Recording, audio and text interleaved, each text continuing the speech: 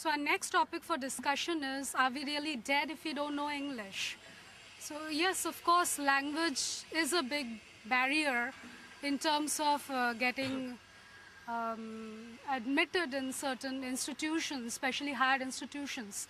And English becomes a compulsory subject in almost every selection exam that we go through. So I think, yes, of course, it's a big barrier. Be our mother language, be Bengali or Hindi, we should know English, because if we go to abroad for our further studies or for jobs, so they only can use English, they only know English. Now, like in South, it's a very big problem regarding this language. So if we know English, then we can communicate with them easily, but if we don't know English, then it's really tough to communicate with them. If we see, there are hundreds of languages in the world, so it's not possible for someone to learn even half of this language to communicate with other people staying in different parts of the world. So English is something that brings us to a common point, it's a common language which helps in exchanging ideas. Even if we see the national struggle of India, English played a major role in it, because since English was there, people from various parts of India, specifically South India and North India, if we see, the language was not different. So English, they gave them a common platform to come together to discuss their ideas. So yes, English is a must to come to a common platform. I think the continuation of English, and even you said the national struggle, is nothing but a form of cultural imperialism which continues till date. So I believe that this kind of cultural imperialism continues in the countries which were erstwhile part of the British Commonwealth. And even in the national struggle, the predominance of English restricted the national movement to be an elitist movement. And that is the reason English being an elitist language, it becomes difficult and kind of discriminatory when we continue to uphold English as the language. And being a foreign language, it becomes difficult for certain sections to actually cultivate that language. Okay, so we are sitting in an institution which itself started with the intention of creating English educated middle class in India at the British period. So, but in that time, they learned English, fine, but they did not forget or did not disrespect their mother tongue. But now what we are doing is we are only just concerned about the trend, and we do not focus on our mother tongue. I have seen people who are very much happy with the fact that their children, they do not know anything about Bengali or whatever their mother tongue is. We cannot be dead if we don't know one language, because thousands of people are surviving without knowing English.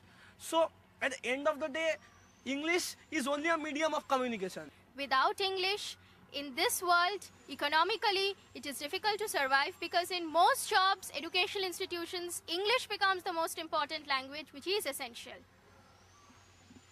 So when we talk about survival and education, we are basically giving into this Western idea of hegemony and trying to promote this by saying this, rather than trying to bring structural changes. In sitting in presidency, carrying the legacy of 200 years, this is not what we should be doing, I feel. We as Bengalis should try to cultivate a feeling of critical thinking that has been the striking feature of Presidency College. And I believe when we are talking about, when we are bringing in the term survival, I'm sure we are not talking along the lines of Herbert Spencer. Because when we are saying that if we don't know English, we are dead, it means that English becomes the basis for our survival. That shouldn't be the thing. That's why I said in the beginning, it becomes a barrier for the ones who are not good in English. What the demand is now, it's something like you have to be fluent in English. That is what most of the job selection criteria tells us when we apply for jobs. So that's why I use the term barrier. Yes, I agree. But then, taking cue from Charles Darwin's survival of the fittest, if you cannot compete in this world, then you are actually eliminated. So what is essential is that I think it is essential to question why English should be the major means of communication. There are countries like Germany, Japan, which have become successful without borrowing the language of English. As a borrowed concept, we have not been able to come out of that colonial legacy where English still reigns rampant and is still dominated. I do not believe that only if you are English educated, you are liberal. That is again another very wrongly established notion that we have. And yes, that's what I want to say in response to what she says. I would just like to respond. This is just a clarification. I did not equate English educated with liberal. I just said that post-independence, India's planning was shaped by liberal educated English intelligentsia, and we have not been able to come out of colonial legacy. I absolutely agree that liberal and English should not be connected or linked. It is not that they are interconnected with each other. Even people not knowing English can be very liberal, and people knowing English can be the most conservative to a vehement extent. When you talk about liberalism, we have to keep in mind that the main pioneer who formulated liberalism was a person called Jean Rousseau, who was a French himself. So in that context, we have to remember these ideas are universal. And when we talk about liberalism again, liberalism is nothing absolutely good. It's just an ideology like Marxism, feminism, everything. So it has good points, it has bad points. Now, when we talk about English, English as a point of communication is a common minimum. That's necessary. But the point is there is nothing to overrate it like a bare necessity of life. Even if we talk about Tagore, who was one of the leading figure, the huge figure of Indian Bengali literature, he had to translate his Gitanjali in English in order to get that Nobel Prize. Why English is the main medium of communication? If we have to understand this thing, we have to place it in the historical context of the thing. This thing goes back to the expansion of European capitalism, European liberalism, and English literature.